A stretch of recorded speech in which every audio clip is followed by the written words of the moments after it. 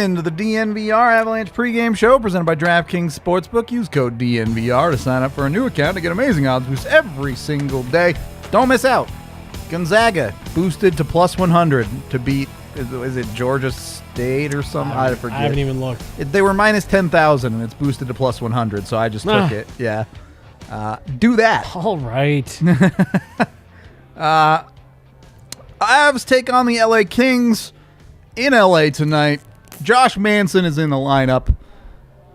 Avs are kind of in a bit of flux right now, if we're being honest, with 2 trade moves in the last 24 hours. It's like 26 hours now, I guess. It's so late in the night. But nonetheless, probably not done for the next 5 days or so either. So expect more of the same, but when it comes to tonight's game, it's going to be the same cast of guys you expect getting it done on every night, right? Yeah, well, so it's funny because we talked yesterday on 2 shows about how it was odd that we heard from Jared Bednar they weren't going to call someone up. We're like, oh, I guess they're just going to go play short. Then they made the trade, and we were like, okay, makes sense. Then they traded another roster player, and Nico Sturm isn't going to be there tonight. Yep.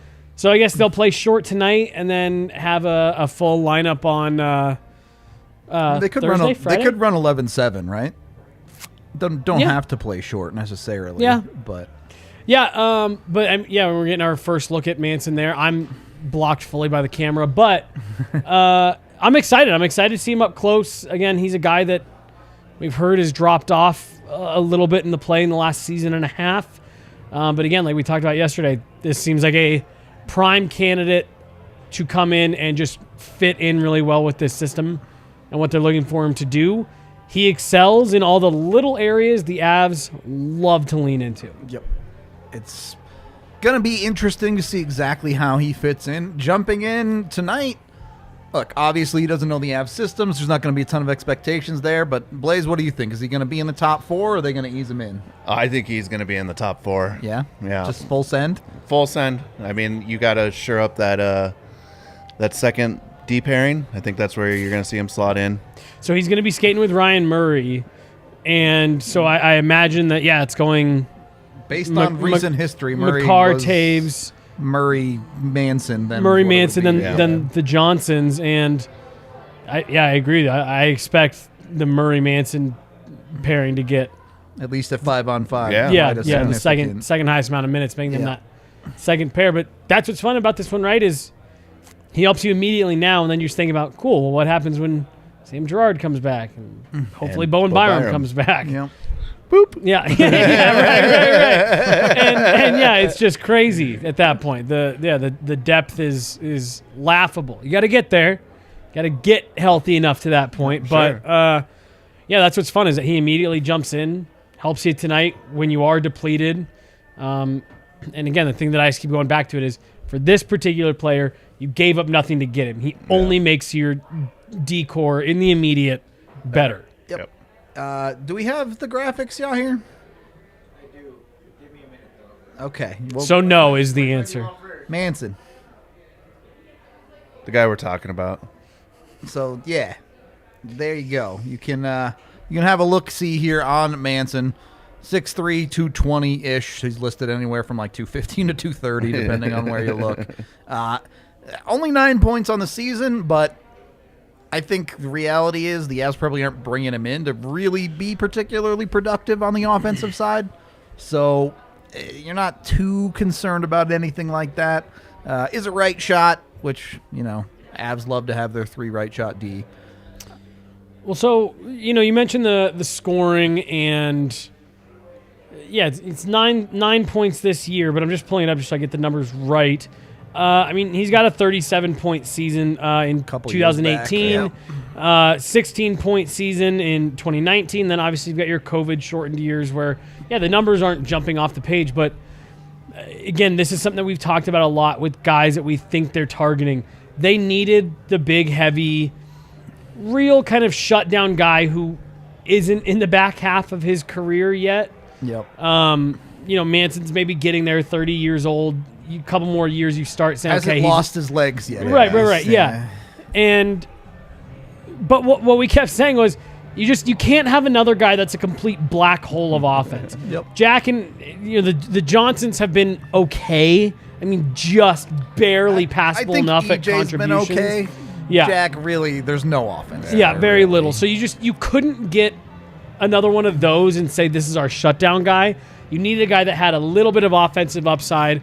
And again, I just think that the way the Avs play, the players he's going to be playing with, I wouldn't be surprised to see that production pick up a bit, just kind of naturally. So you're not labeling him a defensive defenseman? I am. But he can play some offense. Yeah, I was going to say, but he's not like... Yeah, I feel like he's like the more like prototypical stay-at-home defenseman. Mm-hmm. Does a good job of getting pucks out of the corner. Plays a little gritty. Has that little edge to him. Yeah. I mean, and that's something the Avs don't really have right now. You do have two big guys. I mean, they do play a little bit physical. I think he has a little bit more of a mean.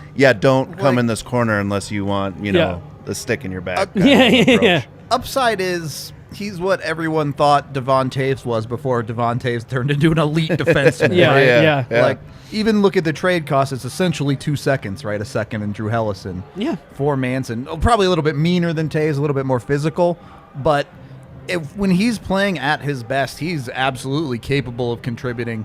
I think he facilitates fairly well from the point. Yeah. Not going to be a guy that pinches in a lot like we see the Avs defense love to do, but definitely can be a factor on the But even side. with that, I mean, the last goal he scored a week ago, his feet are standing in the blue paint. So he's got the instincts to jump in, and that's one thing that we did our big Jared Bednar piece a month ago, whatever it was. And that was one thing that I heard a lot in talking to players was he lets me play the game that I want to play, and he fits that into our system. And so, they encourage, get up, get in the play. If you see a lane, don't be afraid to jump in. And again, he's playing with Ryan Murray, so maybe he will have to fill the defensive role a little bit more right now. But once you start getting with Sam Girard, hopefully Bowen Byram, stuff like that, jump in. You're going to have someone there who you can cover back for. And that's the idea. Even with Murray, it's like, hey, the Avs want both their defensemen on every pairing to be able to move the puck, right? They don't want one defenseman looking over and going, boy, I can't give the puck to that guy. Right. And Josh Manson is the third most efficient defenseman in the NHL in taking pucks off of dump-ins and turning them up the wall and getting them out of the zone. Not insignificant with the way that this team likes to play off the transition. Yeah. Having someone who, like you just said, can get pucks deep and get them up and out of the zone. How many times have we talked about that over the years and even this season, late in games with the Avs, and it seems like you have guys who double clutch, hold the puck a second too long, and suddenly it's stuck at the blue line, and you give up an opportunity. Second and third chances. Right. Yeah. It seems like Manson is someone who can help get those pucks high off the glass out to areas that aren't going to hurt you. So we also do have Nico Sturm to talk about. Not going to be playing tonight, as mentioned, but the Avs traded Tyson Jost for him, so that does affect tonight's game a little bit. As far as on-ice production and the way things get done, I really don't think you're going to see that much of a difference between Sturm and Jost. The big difference is Sturm's significantly bigger. A guy that fits the prototype of a bottom sixer a little bit better than Jost. Which one of you was said it about 17? Was that you on Twitter? I wasn't upset about it. No, did you? Oh, yeah, is that what he that is was wearing? in the Slack because I was just asking because he did wear 7. Yeah. He did wear 17, though, when he was in college. So that's where I was like, are they going to let him play on 17? My brain went there immediately because Taves has 7. Yep. And I was like, I feel like kind of the natural progression 17. And then when you said that was what he wore in college, I don't know. That may be something where management says, especially on what's likely, well, maybe not likely a rental, but that may be someone like, just because of how much Tyson Jost meant to other players. Right. I don't think they're concerned with like the fan stuff, but I don't know. I feel like I think they're more concerned about the fan stuff than anything else. I just feel like JT Compher might be a little peeved if his buddy gets shipped out and the guy they bring back in gives him his number right away, but I don't know, 27 maybe? I think him wearing 17's fine for the record. I'm not. Rudo just wanted him to rip off the nameplate and just put that one on, but he wouldn't fit anything. He'd just be like, yeah. like a little man. Fat guy in a little coat. Oh my God. Yeah, no, I'm anxious to see him though, because again, this is just another dude who, kind of like what we were talking about with the 2 shutdown guys they've got right now in Johnson and Johnson.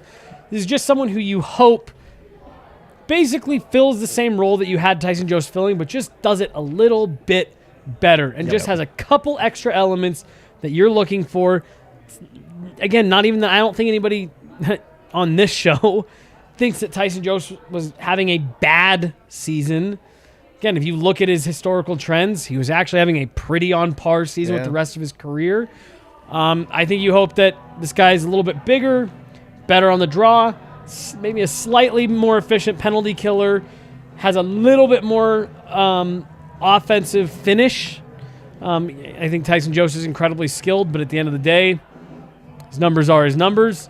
So again, just someone that you hope does the job you were hoping to have Tyson Jost do. Just a little bit better with a little bit more size. And I think if you get that, especially for the cap savings, I think you're thrilled.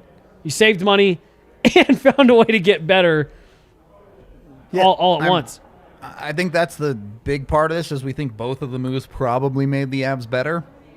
Now you got to prove it on the ice, though, right? Yep. Manson's coming in, playing his first game with the team. Obviously, it takes players a little bit of time to get adjusted, but you want to see what he's got. You want to see what he can flash, especially against a team that, let's face it, the Ducks play LA every other week, it feels like. So he knows the team they're playing against pretty darn well here, too.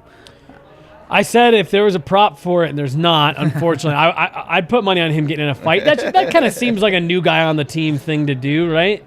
Win over the teammates. Go out there and get in a fight. Yeah. Takes a 2-minute instigator before, and they give a fucking power play goal, but he got in the fight. Someone asked what the fourth line is going to be tonight in chat a while ago. I'm expecting it to be McDermott and Helm. I'm assuming Knack is going to get the bump up the lineup, but it could be Helm that they move up. We'll see. Bro, I'm already falling asleep. On the other side of this matchup, though, the Kings suddenly find themselves in second place in the Pacific and likely hurtling toward a playoff position at worst. Obviously Vegas collapse continuing with I don't know if it's over yet, but it's going to be a loss to Winnipeg. Dude, the third period, that's the crazy part about that score. The third period's just getting going. Ooh, wow, they've closed it 5-3, 10 minutes left. No, there's trying to fight back, but that's a tough deficit to overcome. Dude, real tiny. I'm sorry, we're going to get back to the Kings. That's who they're playing. But it is really weird. I heard it this morning on the Jeff Merrick show that streams on Sportsnet Radio.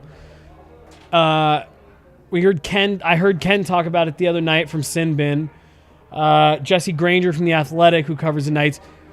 This is the first time that this organization has really ever faced something like this. Yep. They have been a top Pacific Division team, and then whatever that division was last year, it was them in the Avs way at the top.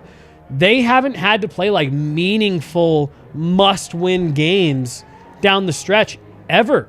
Yep. So like this core group of guys that, the misfits and all that stuff, I don't know. We're going to see how they push back. Jack Eichel hasn't played a meaningful game in his NHL career.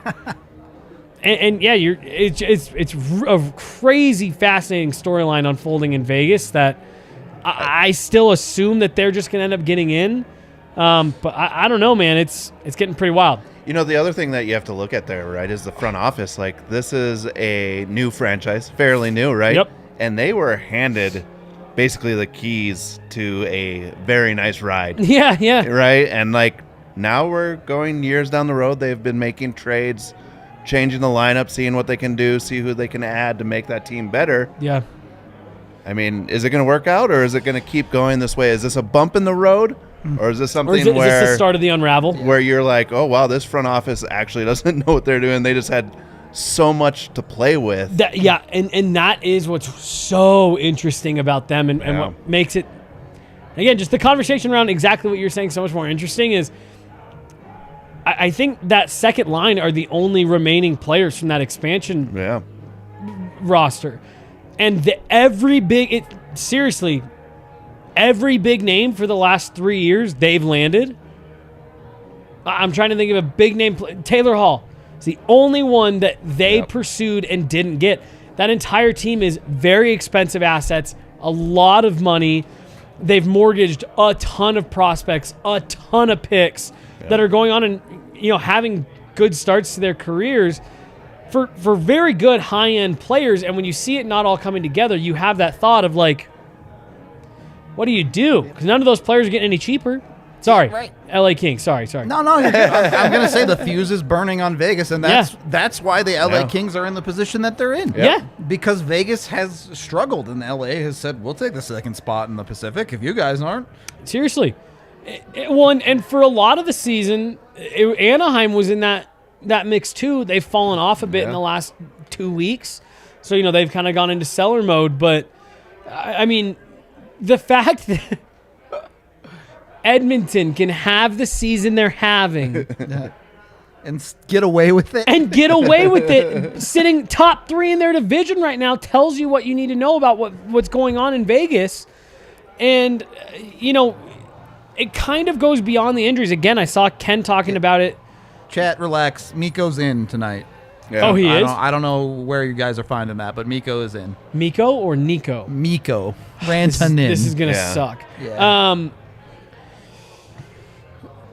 Damn, that got me so distracted. But, the injuries. And Ken from Sinbin pointed out the other day, go back to earlier in the season, they actually had more key guys out at once and were putting together better stretches. They're about to go, if they don't come back in this game, now a 5-3 game, you're now talking 6-3.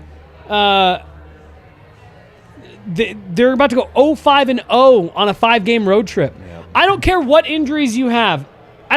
Honestly, it doesn't matter what your team looks like, what your injuries look like.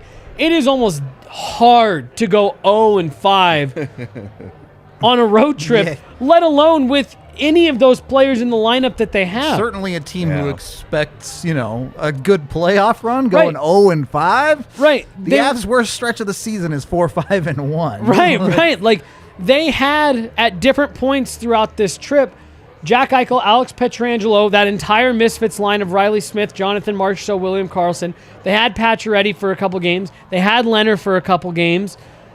They have Shea Theodore for all those games. And so it's like, you've got a lot of injuries, but come on. But to your point, bringing this back, their play has opened the door for not only LA to be sitting in a playoff spot, but actually sitting with home ice right now if the playoffs started today. Yep. And part of that is what Vegas has done, but the other part of that is what LA has done and what Anaheim was doing for a long time of young guys contributing. LA made some moves to kind of speed up the rebuild last summer, and they've paid off. They've got him in contention, and Victor Arvidsson is out.